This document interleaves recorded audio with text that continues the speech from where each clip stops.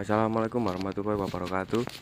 Kembali lagi dengan saya Yovan Erlangga dengan NIM 220 32468 Rumit Base Meru 3 yang akan menerangkan tentang secara singkat saja ya anatomi fisiologi sistem penciuman dengan dosen pengampu saya Henry Didiarto, Eskep Nes MPD. Oh iya, lanjut. Pengertian, hidung adalah indera yang kita gunakan untuk mengenali lingkungan sekitar atau sesuatu dari aroma yang dihasilkan. Kita mampu dengan mudah mengenali makanan yang sudah busuk dengan yang masih segar dengan mudah hanya dengan mencium aroma makanan tersebut. Di dalam hidung kita terdapat banyak sel komoreseptor untuk mengenali bau. Kemudian anatomi hidung, ada hidung luar. Yang pertama hidung luar, dorsum nasi, apek nasi, radix nasi, ala nasi. Kemudian hidung dalam ada kavum nasi atau rongga hidung, septum nasi, sinus paranasalis. Apa itu? Ada yang pertama sinus frontalis, yang kedua maxillaris, yang ketiga sinus ethmoidalis, yang keempat sinus sphenoidalis. Oke, lanjut hidung luar. Nah ini loh hidung luar seperti gambarnya ini. Oke, lanjut hidung luar. Nah, atau nasus externus. Hidung luar dibentuk oleh tulang dan tulang rawan yang dilapisi oleh kulit, jaringan ikat, dan beberapa otot yang berfungsi untuk melebarkan atau menyempitkan lubang hidung. Terus kerangka tulang terdiri dari sepasang ozonalis atau tulang hidung, proses frontalis of maxilla, terus processus nasalis of frontalis.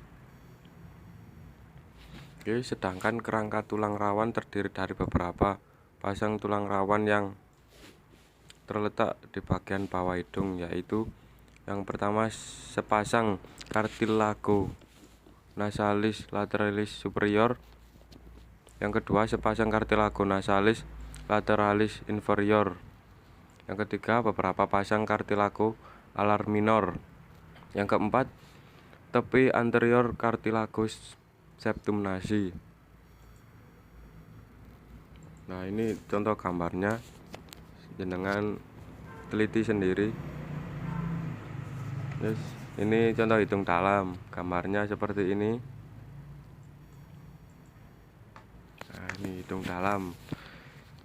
Nah, hidung dalam yang pertama ada septum nasi. Septum nasi ada lamina pedicularis os ethmoidalis, yang kedua osfomer, yang ketiga cartilago septi nasi. Kemudian kavum nasi, rongga hidung, terdapat tonjolan dan lipatan selaput lendir hidung yang disebut konka. Konka ada 3, yaitu konka nasalis inferior, konka nasalis media, dan konka nasalis superior. Meatus nasi inferior, ruang antara dasar kavum nasi dengan konka nasalis inferior. Meatus nasi media, ruang antara konka nasi inferior dengan media. Kemudian meatus nasi superior, ruang antara konka nasalis media dengan superior. Lanjut sinus paranasalis. Di sekitar ronda hidung terdapat rongga-rongga sinus paranasalis.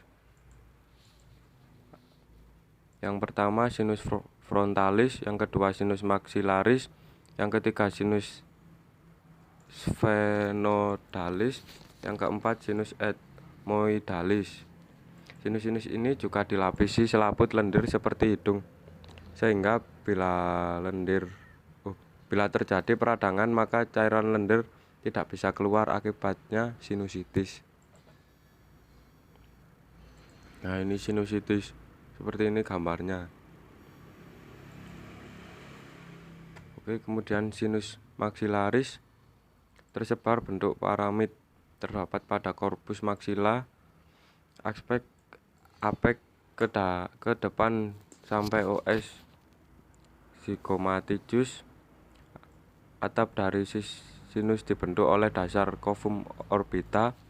Kemudian radix gigi M2 sering menonjol ke dasar sinus, bermuara ke meatus nasi media hiatus semilunaris. Letak muara lebih karnial dari dasar sinus. Penyulit terapi sinus drainage sekret terhambat. Sinus frontalis, derajat meluasnya ke dalam os frontalis sangat bervariasi, pada umumnya tidak simetris, bermuara ke meatus nasi media. Nah, ini sinus ethmoidalis anterior, berupa sel-sel yang terisi udara, bermuara ke meatus nasi media. Kemudian sinus ethmoidalis posterior, bermuara ke meatus nasi superior.